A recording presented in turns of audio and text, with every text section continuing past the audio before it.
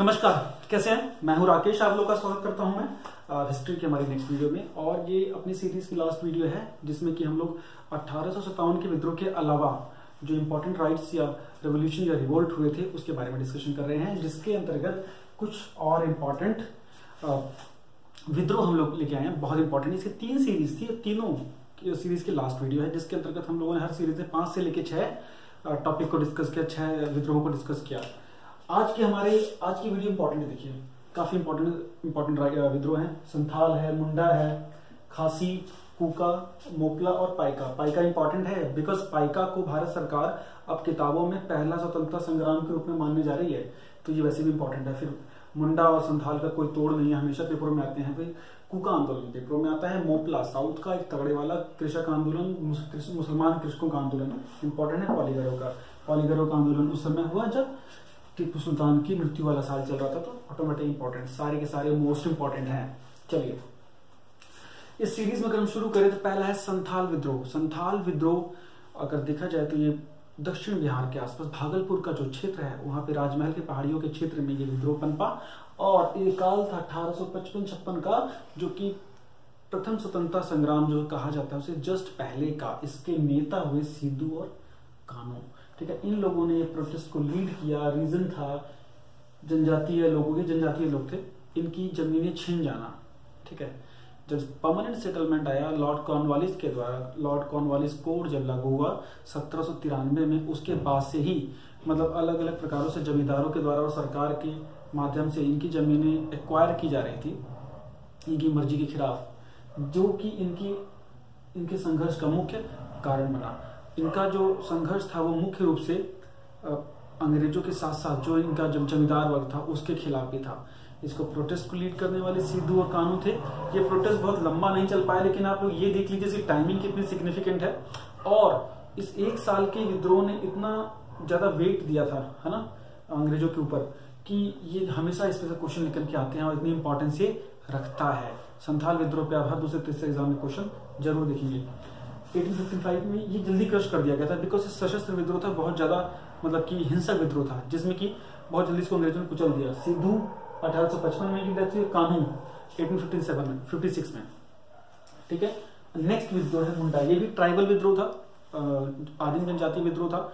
और इसका जो क्षेत्र था वही दक्षिणी बिहार के आसपास का छोटा नागपुर का पठार, जो पठारी भाग है वर्तमान, जो दक्षिणी बिहार, झारखंड थोड़ा सा, फिर उड़ीसा के आसपास का जो पूरा क्षेत्र है, ये इसको खनिज के हिसाब से सबसे महत्वपूर्ण पूरे भारत का क्षेत्र है। ये भारत का रूर भी कहा जाता है इसको, बिकॉज मिनरल्स की जो डिपॉजिट्स हैं वो माना जाता है सर्वाधिक यहीं पे है।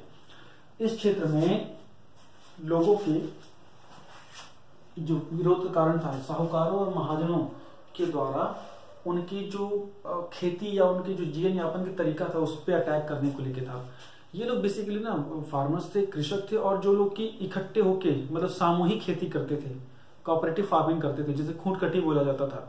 और साहूकारों और अंग्रेजों के नेक्सस ने इनके इस ट्रेडिशन को छिन्न भिन्न कर दिया, जिसके कारण कि ये मूवमेंट तो बनने लगा था 1870-72 के आसपास में ही। ठीक है, और लेकिन इसको कोई बढ़िया नेता नहीं मिल रहा था। बाद में 1895 के आसपास बिरसा नाम के व्यक्ति, जो अपने आप को ईश्वर का दूत मानता था, और इसी बिरसा ने ही मुंडा संप्रदाय, मुंडा जाति की स्थापना की।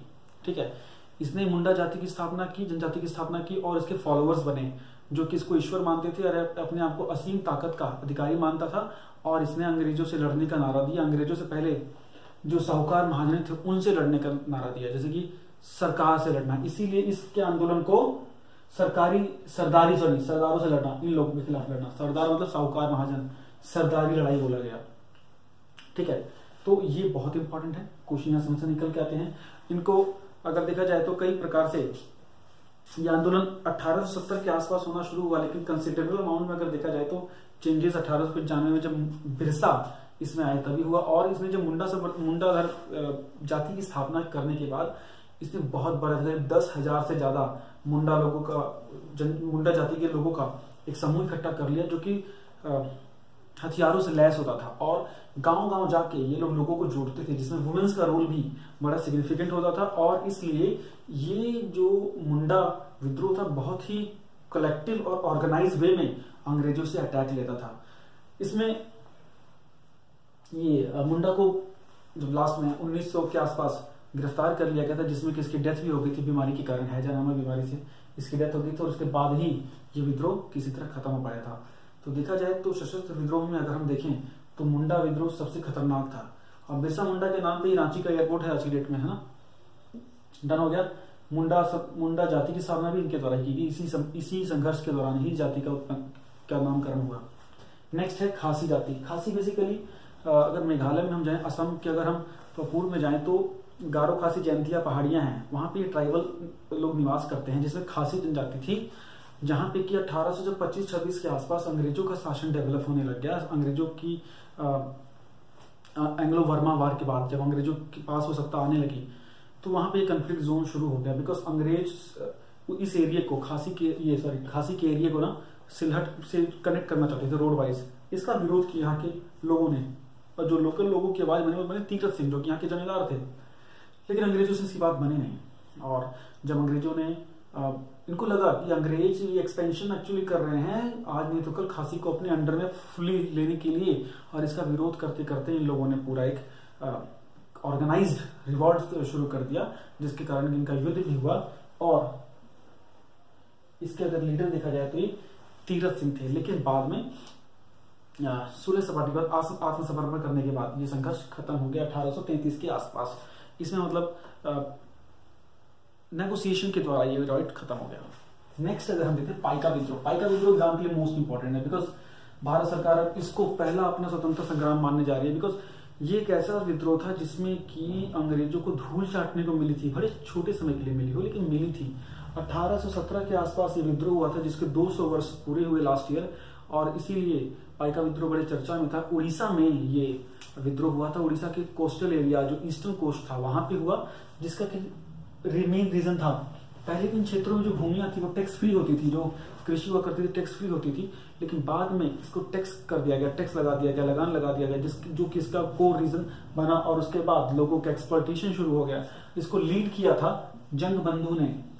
इन लोगों ने विद्रोह में पुरी में, जगन्नाथपुरी मंदिर है, वहां पर अंग्रेजों को हराया गया था, इसलिए इसका सिग्निफिकेंस बहुत है, और इसीलिए गवर्नमेंट ऑफ इंडिया इसको मोल्ड कर रही है।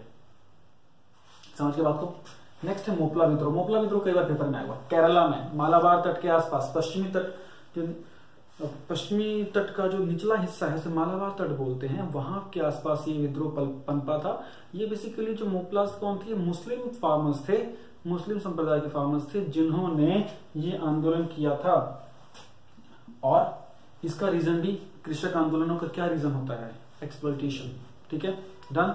सीक्वेंसिंग आपको याद रख लेनी है, प्लेस आपको याद रख लेना, ज्यादा इसमें इंटेंस नहीं आता है।